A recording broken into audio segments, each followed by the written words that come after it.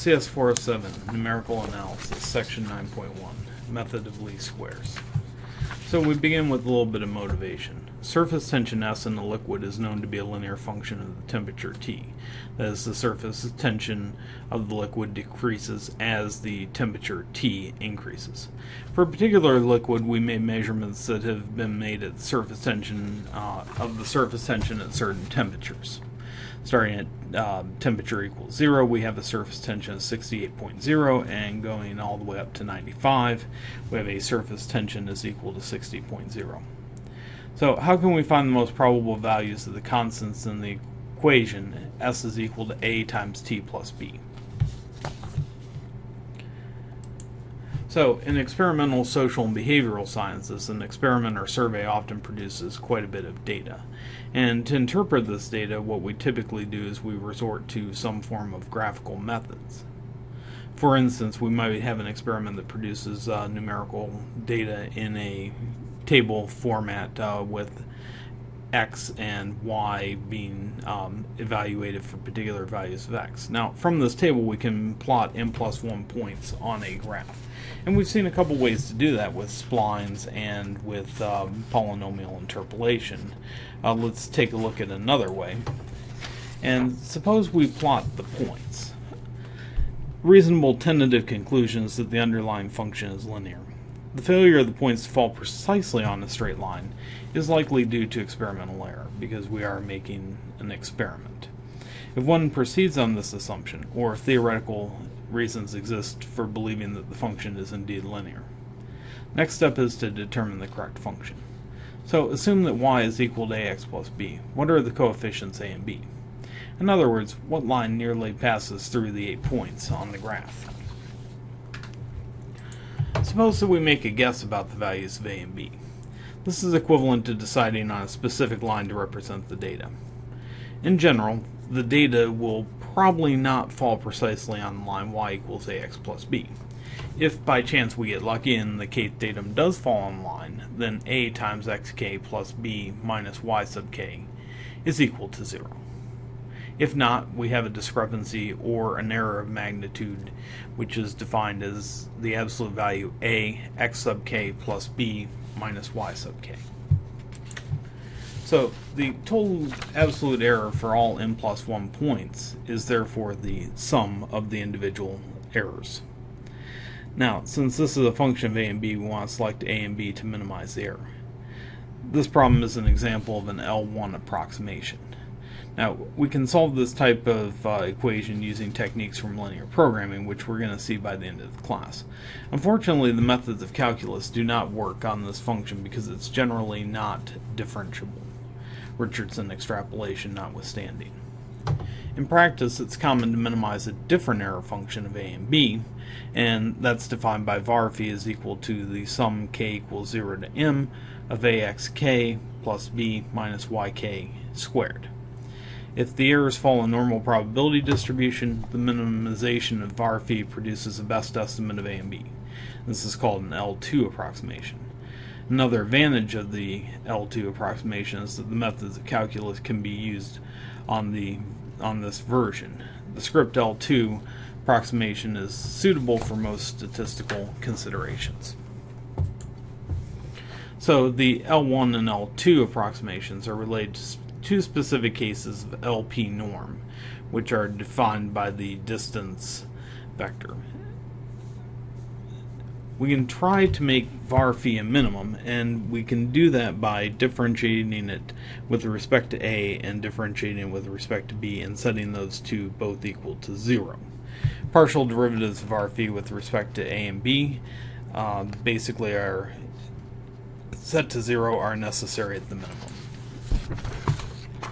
So, taking the derivatives in var phi AB in our L2 approximation, we obtain two equations, and these are called the normal equations, and they can be written in a couple different formats. You'll note that this is a pair of simultaneous linear equations and unknowns a and b, and they look pretty normal compared to some of the quadrature formulas in the book. So we have n plus 1 data points, and we can simplify the notation a little bit, separating out p is equal to the sum of x sub k, q is the sum of yk, r is the sum of xk yk, and s is the sum of xk squared. System now becomes a linear system with a pair of equations, and we can use Gaussian elimination or Cramer's rule to solve for it. Here a is equal to 1 over d, the determinant of the matrix, which is equal to 1 over d m plus 1 r minus pq, and b is equal to 1 over d determinant of the matrix, and which is 1 over d s times q minus p times r. Let's take a look at the algorithm for determining the coefficients in the least squares line.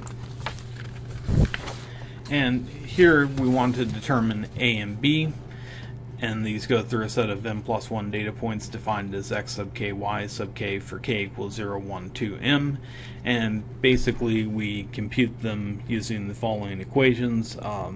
Nothing tremendously fancy there.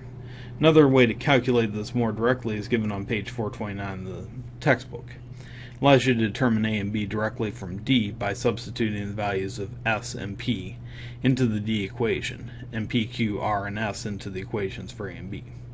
The algorithm in this format is beneficial because you can keep track of the intermediate values and don't have to make very complicated functions, which can cause problems in imperative programming languages such as C++. Anyway, let's take a look at an example. So here we want to find the linear least squares solution for this table of values. Plot the original data points in the line using a finer set of grid points. So here's our table. The solution is we simply plug these values into algorithm 1, and we get two simultaneous linear equations and two variables, which we can solve with Gaussian elimination or Cramer's rule. And we get a is equal to 0.4864 and b is equal to minus 1.6589. We also get var phi, which is the total error, is equal to 10.7810. So, as almost always, the numbers do turn out to be a bit ugly. This is numerical analysis after all, but this is to be expected. It's also possible to use mathematical software to find a linear least square polynomial to the data and verify the value of var phi. So you can use things like Maple or Mathematica or probably Wolfram Alpha. So to understand what's going on here, we want to determine the equation of a line of the form y equals ax plus b that fits the data best in the least square sense. With 4 data points xi, yi, we have 4 equations, y equals axi plus b for I equals 1, 2, 3, 4, which we can write as a linear system. A times x is equal to y. In general, we want to solve a linear equation ax equal b, where A is the m by m matrix and m is greater than n. The solution coincides with the solution of the normal equations A transpose A times x is equal to A transpose b. So we can also extend this to work with non-polynomials. So the first one we did was linear. Suppose, for instance, that we want to fit a table of values xk, yk, where k is equal to 0 through m, using a function of the form a is times natural log of x, b times cosine of x, plus c times e to the x. The unknowns in this problem are the 3 coefficients a, b, and c. Basically, we consider the function var phi abc is equal to the sum from k equals 0 to m, a times natural log x sub k plus b times cosine x sub k plus c e to the x sub k minus y sub k. And we set the partial derivatives all equal to 0. This results in 3 normal equations, which you can see below the 3rd bullet point.